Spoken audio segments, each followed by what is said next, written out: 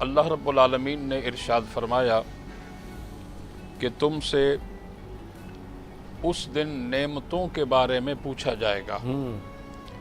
اب اس کلام الرحمن کی آیت بینات کی تفسیر اور تشریح کی طرف جب ہم جاتے ہیں تو سبق ہمیں یہی ملتا ہے، جیسے آپ نے فضول خرچی اور اسراف کی تعریف بیان کر دی، تو اب جو ہے یہ جو اللہ کی دی ہوئی نعمتیں ہیں، اگر ہم ان نعمتوں کی قدر نہیں کریں گے، اللہ کی نعمت استعمال کرنے کا جو حکم قرآن و سنت کے اندر ہمیں دیا گیا، تو قرآن و سنت کے مطابق ہم اللہ کی نعمتیں اس طرح استعمال نہیں کریں گے یا اللہ کی نعمتوں کے تقدس کو پامال کریں گے یا احکامات اسلامیہ کے مطابق ہم عمل نہیں کریں گے، تو یقینی طور پر کاشان عالم صاحب ہمیں ایک ایک چیز کا حساب دینا ہوگا۔ اب یہاں دیکھیں، تاکید پر تاکید، یعنی تاکید کے ساتھ تاکید لگا کر قرآن کے اندر اللہ کریم نے فرمایا کہ تم سے ان نعمتوں کے بارے میں پوچھا جائے گا۔ یہی پوچھا جائے گا کہ اللہ کریم نے آپ کو یہ نعمت دی، یہ نعمت دی، یہ نعمت دی، اور اللہ کا حکم یہ تھا، آپ نے اس نعمت کو اس طرح استعمال کرنا تھا۔ آیا کہ آپ نے اس نعمت کی قدر کی؟ آپ نے شرعی اعتبار سے اور شرعی تقاضوں کو ملحوظ خاطر رکھتے ہوئے آپ نے کیا اس نعمت کو اسی طرح استعمال کیا؟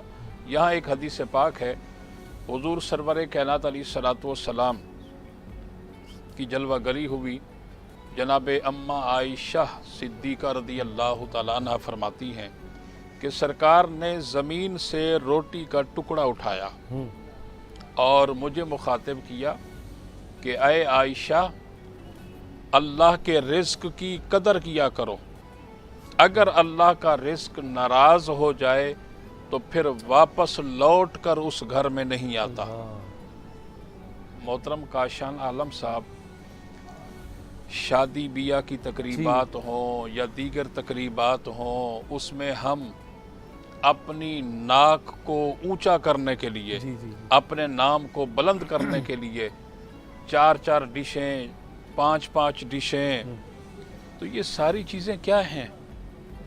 اسراف۔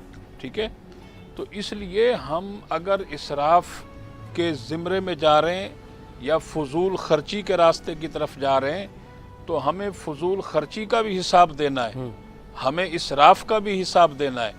اب یہاں اسراف کی طرف انسان جاتا کیوں ہے؟ اب جیسے میں نے ایک مثال دی، ہوتا یہ ہے کہ ہم یہاں لوگوں سے ڈرتے اور گھبراتے ہیں۔ ہونا تو یہ چاہیے کہ اللہ کا ڈر ہونا چاہیے، اللہ کا خوف ہونا چاہیے، علامہ صاحب، لیکن یہاں برادری کا ڈر ہے، یہاں قبیلے کا ڈر ہے، یہاں دوستوں کا ڈر ہے۔ یار میرے دوست کیا کہیں گے، میری برادری مجھ سے کیا کہے گی، میرا اہل محلہ مجھ سے کیا کہے گا؟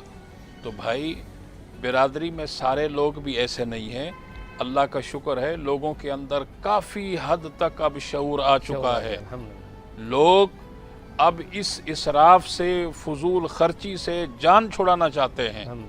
آپ لوگوں سے تو ڈر رہے ہیں اور لوگوں سے ڈرنے کی وجہ سے آپ اسراف کا راستہ اختیار کر رہے ہیں، جو کہ نہیں کرنا چاہیے۔ اللہ کا جو حکم دیکھیں، ہونا تو یہ چاہیے کہ قرآن و سنت کا جو حکم ہے، قرآن و سنت کے مکمل ہم نے اپنے آپ کو تابع کرنا ہے، بے شک، نہ کہ قرآن و سنت ہمارا محتاج ہے، ہم قرآن و سنت کے محتاج ہیں۔